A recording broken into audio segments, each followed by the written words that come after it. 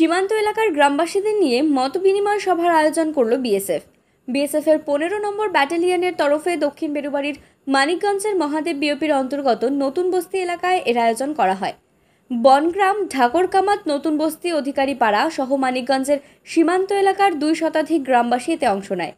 বাংলাদেশ সীমান্ত এলাকার গ্রামবাসীদের মধ্যে সচেতনতা বৃদ্ধি ও নিরাপত্তা সংক্রান্ত বিষয়ে সহযোগিতার লক্ষ্যে এই সভা বলে বিএসএফের তরফে জানা যায়। এই সভায় বিএসএফের তরফে উপস্থিত ছিলেন ব্যাটালিয়ন কমান্ড্যান্ট একে সিং, ডিপুটি কমান্ড্যান্ট একে থিংবাইজম, সৌরভ বিষ্ণুই, সহকারী কমান্ড্যান্ট এবং বিওপি মহাদেবের কোম্পানি কমান্ডার সহ বিএসএফের অন্যান্য আধিকারিকরা।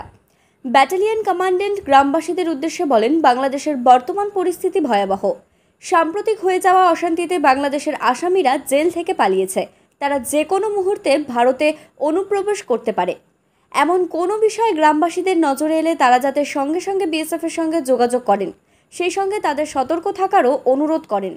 গ্রামবাসীরা তাদের নিরাপত্তা সুনিশ্চিত করতে জেলার এসপির মাধ্যমে খোলা সীমান্ত এলাকায় কাঁটাতারের বেড়া নির্মাণের জন্য আবেদন করেছিল।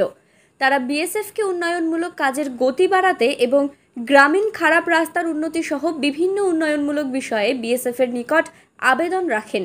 ব্যাটালিয়ন কমান্ড্যান্ট তাদের সমস্যাগুলি সমাধানের ব্যাপারে আশ্বাস দেন এবং বিএসএফের তরফে নাগরিক অ্যাকশন কর্মসূচির আশ্বাস দেওয়া হয় বলে জানা গিয়েছে। এই দিনের সভা শেষে নেশামুক্ত ভারত গড়ার লক্ষ্যে তরুণ থেকে বৃদ্ধ সকলে অঙ্গীকারবদ্ধ হন। সেই সঙ্গে সীমান্ত এলাকার নিরাপত্তা দিতে বিএসএফকে সহযোগিতা ও সমর্থন করার সকল গ্রামবাসীদের ধন্যবাদ জানানো হয় বিএসএফের তরফে।